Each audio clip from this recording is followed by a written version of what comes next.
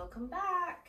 So we just did bedding over on IGTV on Instagram and you all really liked it, but I didn't include a fitted sheet, so I thought I would film again while I'm here for YouTube but include the fitted sheet. So you can do the fitted sheet fold stood up if you wanted, but for the purposes of the camera angle I'm going to do it on the bed. So let's get into it. You're going to put your hands in the corners and then you're going to scoop the other corners. Scoop, scoop. Don't actually know why I'm scooping, but just pick up the other corners. You can scoop if you want. And then when it's laid down, and then you're going to get something like this. You just need to spend a little bit of time sorting that out.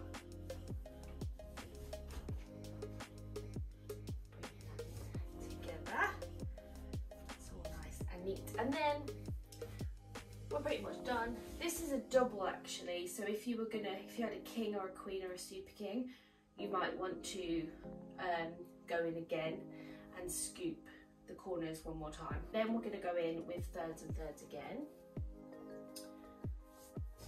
Choose my secret weapon fold, thirds, like this.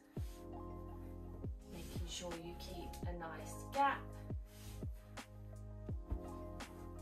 and then thirds again would be like this, like that, and then you can stack them on your shelf or in a basket.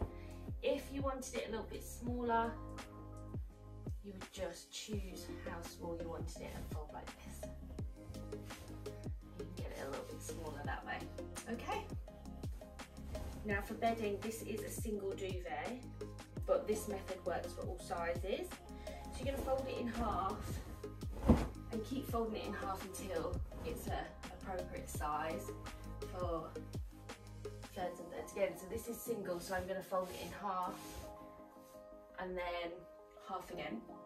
And then I'm going to do thirds and thirds again. So what this does is, you see all these raw edges? This is what always makes your folding look untidy, even if your folding is super good. So we need to get rid of those edges. And the way we do that is with thirds and thirds again.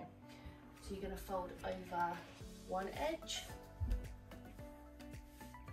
And then you've got your first third, making sure you leave that gap. And then you're going to go in with thirds again. All your edges are tucked in nice and neat now. When you do thirds and thirds again, you always create this pocket here.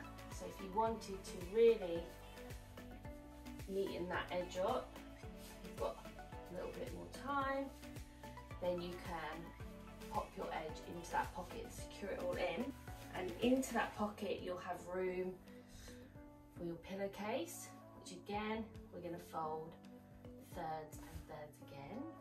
Pop that in.